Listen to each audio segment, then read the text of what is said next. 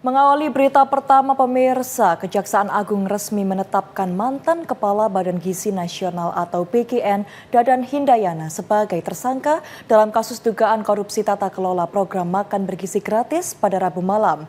Selain Dadan, Kejagung juga menetapkan mantan Wakil Kepala BGN Bidang Operasional Sony Sonjaya dan mantan Wakil Kepala BGN Bidang Pengembangan Organisasi dan Hubungan Kelembagaan Lodewijk Pusung sebagai tersangka.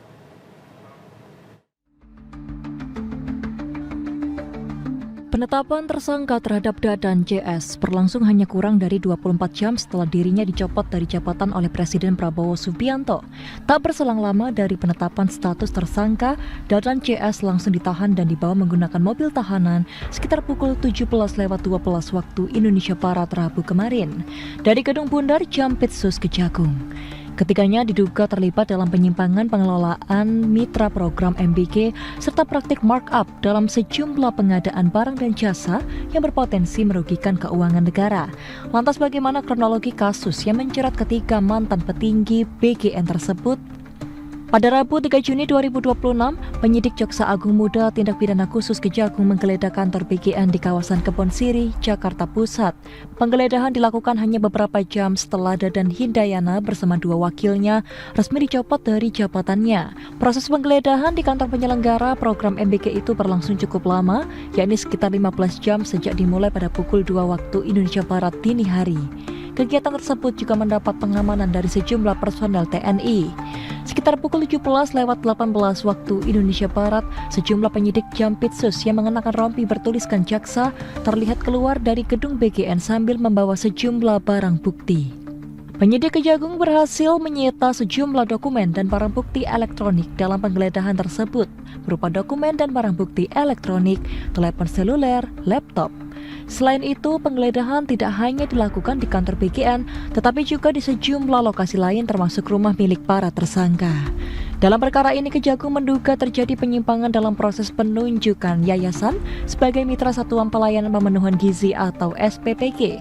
Diduga sejumlah yayasan yang ditunjuk sebagai mitra diduga sengaja dijadikan sarana untuk melakukan tindak pidana dan tetap diloloskan melalui pengaturan proses verifikasi pada portal Mitra BGN. Selain dugaan penyimpangan dalam pengelolaan mitra, ketiga tersangka juga diduga melakukan pengadaan barang dan jasa secara melawan hukum.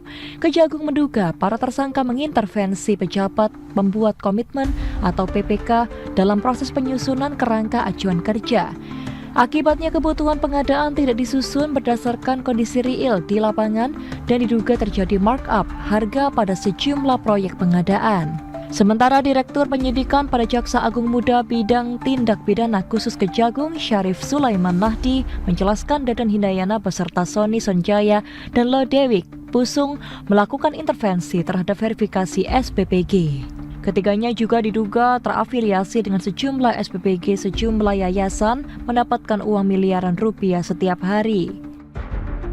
Pada faktanya, yayasan-yayasan yang ditunjuk sebagai mitra SPPG merupakan yayasan yang dijadikan sarana untuk kejahatan dan terafiliasi dengan pejabat atau pegawai BGN yang tidak memenuhi syarat untuk menjadi mitra SPPG, namun tetap ditunjuk dengan cara dilakukan pengaturan verifikasi pada portal mitra BGN dengan adanya atensi dari tersangka.